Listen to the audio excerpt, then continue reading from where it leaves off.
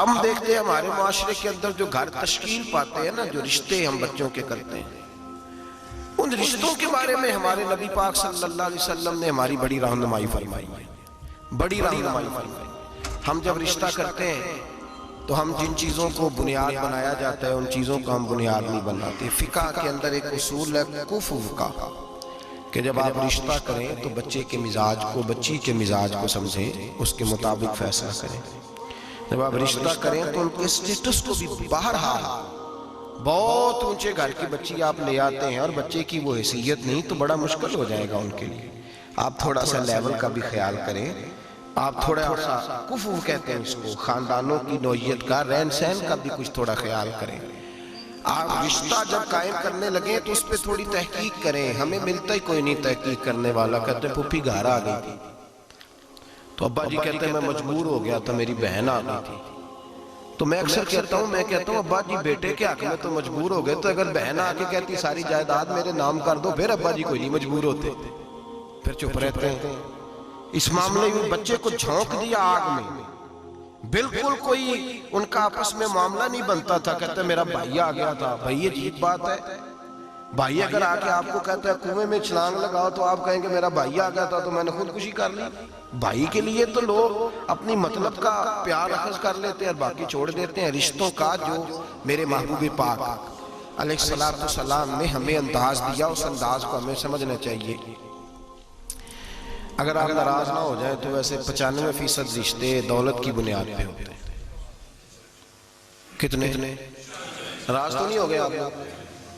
کہتے ہیں نہیں ہمیں ضرورت تو نہیں، پر ظاہر ہے بچے نے آنا جانا ہے، اس کے دوست بھی آئیں گے، گھر ان کا اچھا ہی ہو تو بہتر ہے، اچھا ہی ہو تو بہتر ہے، ہمیں ویسے کوئی ضرورت نہیں۔ مجھے تھوڑا سا پالا پڑا، 2-4 محبت والے دوست ہیں، رشتے کرنے کرانے والے، تو کسی مقصد کے تحت ان سے بات چیت ہوتی رہی تو میں نے ان سے تھوڑی تفصیلات پوچھی کہ لوگ کس طرح سے آپ کو کیا پیغام دے کے بھیجتے ہیں۔ تو انہوں نے کہا جی لڑکے والے یہ کہتے ہیں کہ ذرا خیال رکھنا ہمارے سٹیٹس کے مطابق ہو، تھوڑا اونچا بھی ہو تو چل جائے گا، خیر ہے، پہلا لفظ یہ ادا کرتے ہیں۔ اور لڑکی والے ہمیں کہہ کے بھیجتے ہیں، کہتے ہیں ذرا خیال رکھنا، ہم نے گاڑی بھی لینی ہے، ہم نے گاڑی بھی لینی ہے، اس کا بھی خیال رکھنا۔ یہ ذرا اشارتاً کنایتاً بات چھوڑ دینا گھر کے اندر، لڑکے کے گھر میں، کہ گاڑی دینی ہے ہمیں۔ ایک بڑی تصوراتی سی سادی سی بات ہے، اس کو سمجھ لیں آپ، سمجھ لیں۔ مجھے اگر کسی سے پتہ چل جائے کہ فلاں آدمی میری جیب پہ نظر رکھتا ہے تو میرا اس کے ساتھ خلوص کا رشتہ رہے گا۔ مجھے پتہ چل جائے اس کی نظر میری جیب پہ ہے، ذات پہ نہیں۔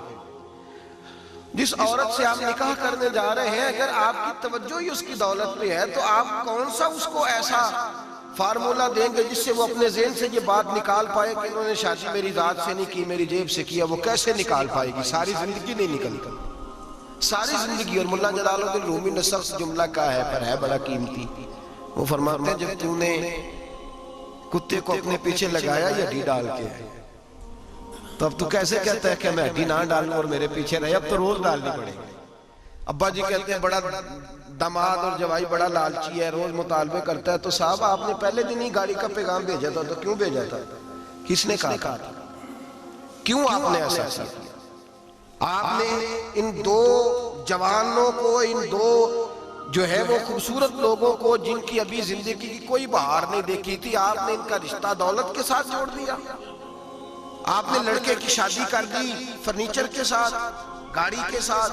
کیا آپ نے اپنے بچے کا اتنا سا صرف آپ نے مہر ڈالا ہے اس قابل ہے میرا یہ پھول سا چاند سا بیٹا؟ پھر آگے بڑھئے، اور یہاں اگر یہ معاملہ ہے تو وہاں بھی معاملہ اس سے مختلف نہیں ہوتا۔ لڑکی کو بھی سمجھنا چاہیے کہ اگر میں اس کو، پھر کہتے ہیں جی داماد صاحب لالچ بڑا کرتے ہیں، تو وہ لالچ کرے گا، آپ نے اس کو لالچ پہ لگایا تو کرے نا۔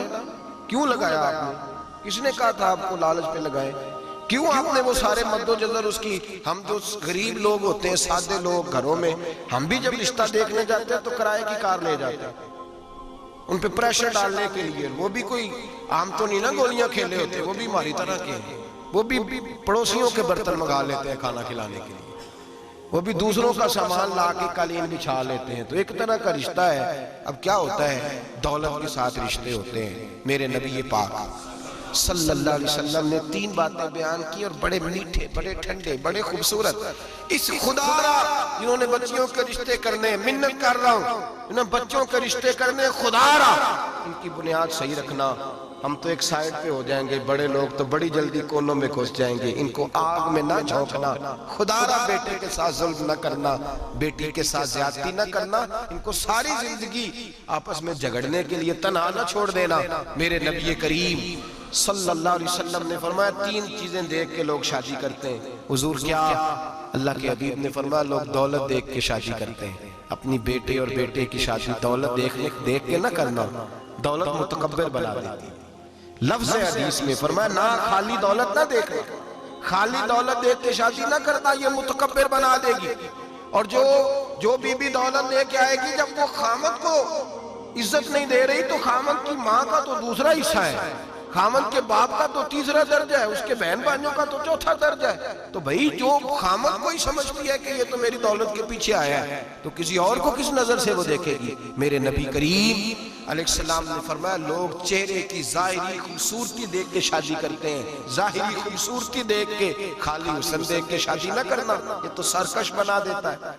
حضرت ابو بکر شبلی رحمۃ اللہ علیہ صوفی بزرگ، ایک نوجوان آ گیا، کہنے لگا حضور میں آپ کی بیٹی پہ عاشق ہو گیا ہوں، اور میں ڈائریکٹ اس کی طرف نہیں گیا، میں نے اس کو کوئی وسوسہ دے کے اپنے ساتھ اس کو ایڈجسٹ کرنے کی کوشش نہیں کی، میں اخلاقیات کے دائرے میں رہ کے رشتہ لینے آیا. فرمایا تجھے میری بیٹی کی کون سی چیز اچھی لگی؟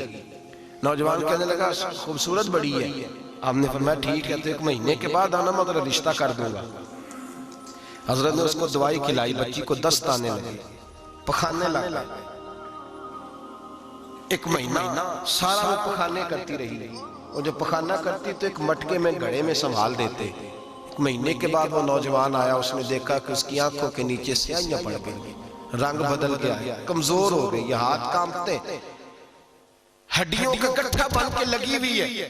فرمایا آجا میں تیار ہوں. پردہ ہٹایا کہ جی میری بیٹی ہے. شادی کرنے لگا، میں نے تو نہیں اس سے شادی کرنی.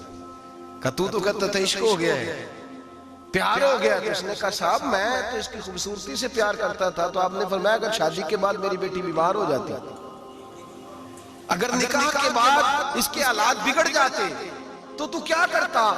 آپ نے فرمایا ادھر آ میں تجھے بتاؤں تجھے پیار کس چیز کے ساتھ تھا.